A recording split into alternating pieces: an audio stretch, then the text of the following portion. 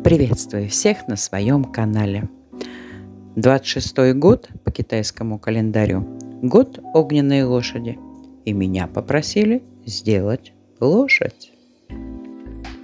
Из прутка шестерки мы варим вот такую вот конструкцию. Обматываем двумя видами сетки, накладываем черновой слой 2 к 1. После просушки обмазываем тоненьким слоем, вот так как я сейчас обмажу последний кусочек. Ну и приступаем к декору.